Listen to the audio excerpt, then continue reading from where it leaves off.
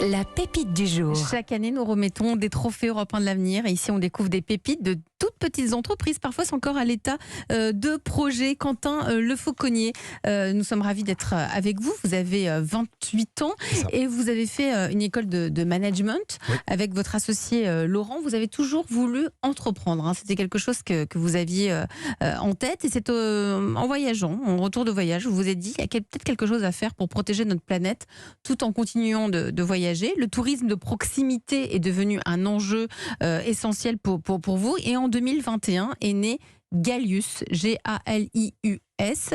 Le reste, vous allez nous le raconter. C'est parti pour votre pitch. Vous avez 1 minute. Donc aujourd'hui, il y a un enjeu évident de repenser nos manières de consommer. Et c'est d'autant plus vrai dans le secteur du tourisme. Il faut réduire nos empreintes carbone et miser sur le local et la proximité est une des solutions. C'est pour ça qu'on a créé Galius.fr. Galius, c'est un site qui référence des séjours d'activités bas carbone partout en France, proposés par des professionnels du secteur.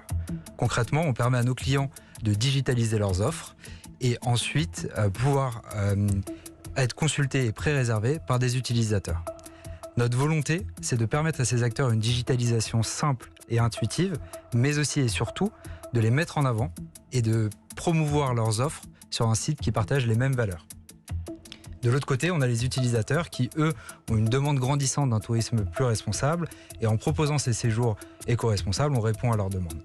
Sur Galius, vous trouverez aussi bien des séjours gastronomiques en Normandie, des randos VTT dans le Queyras ou des retraites de yoga. Avec Galius, en fait, il n'a jamais été aussi simple de voyager français. 1 minute pile, ils sont très très forts aujourd'hui dans La France Bouge. Merci à vous Quentin pour votre pitch. Chaque jour, Nathalie Carré, en charge de l'entrepreneuriat à la Chambre de commerce et d'industrie, étudie les projets des pépites du jour parce que ce sont souvent des tout jeunes projets. Bonjour Nathalie.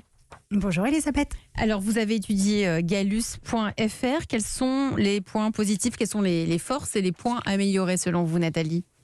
Déjà, au-delà du côté bas carbone, ce qui est appréciable, c'est le côté on s'occupe de tout. On réserve et on est pris en charge complètement. Et rien que ça, c'est déjà un peu les vacances quand même. C'est vrai. Puis les activités, tout est programmé. Les activités sont originales. Même les activités gastronomiques changent du sempiternel atelier. Il y a vraiment des découvertes de territoire.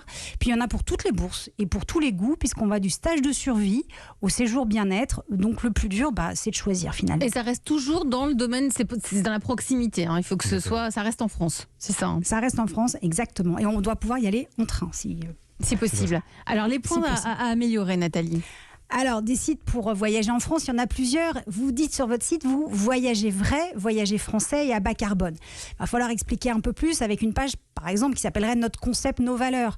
Déjà, qui êtes-vous ? Pourquoi cette idée ? C'est quoi votre histoire, vos valeurs, votre but qui vous donnerait de la crédibilité et surtout qui permettrait aux internautes d'adhérer à un projet qui a du sens pour eux ?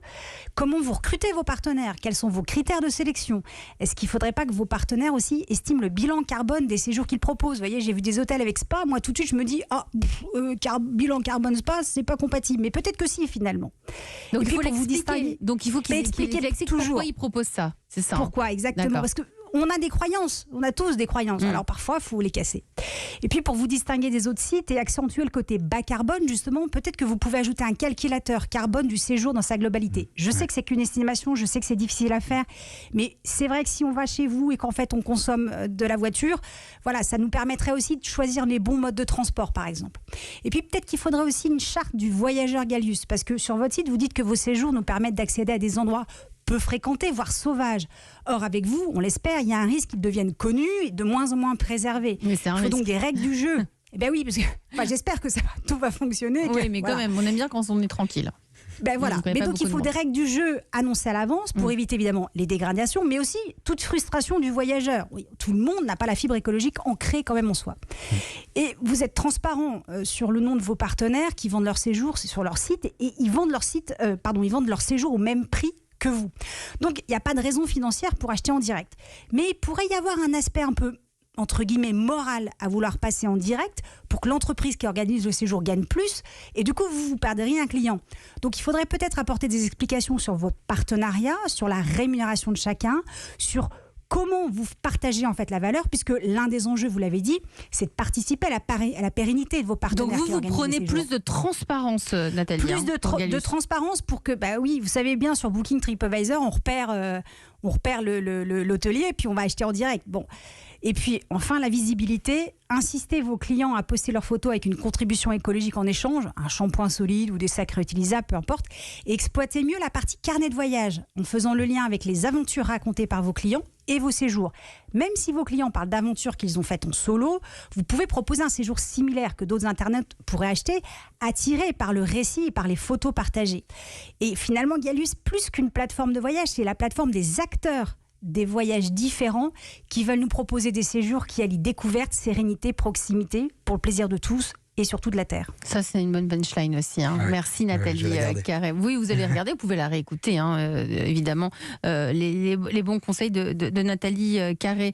Votre réaction, Quentin, il y a eu pas mal de choses qu'a abordé Nathalie, notamment sur accentuer le côté bas carbone. Cette charte, je vous voyais dire, oui, c'est vrai, elle a raison, sur la charte du voyageur Galius. Est-ce que ça c'est quelque chose qui fait sens chez vous? Oui, c'est comme appartenir à une communauté, finalement. Exactement. Donc la notion de communauté, de pédagogie et même de clarification du message sur la notion de bas carbone, c'est nos préoccupations du quotidien avec Laurent.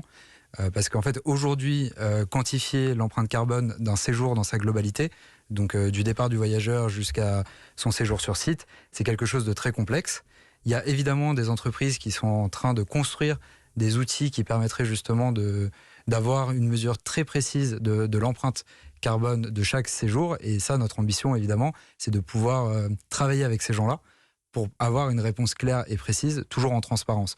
Nous, notre position, elle est justement d'éviter une forme de greenwashing, de dire qu'on fait du bas carbone pour faire du bas carbone. Donc vous rentrez dans le détail et dans les explications. Exactement. Et c'est pour ça qu'aujourd'hui, on précise séjour d'activité bas carbone, parce qu'aujourd'hui, il y a uniquement l'activité qu'on peut qualifier de bas carbone. Après, que le voyageur choisisse la voiture ou le train pour venir à un séjour Galius, pour l'instant, il incombe à sa responsabilité et on ne peut pas le mesurer. Évidemment. Voilà.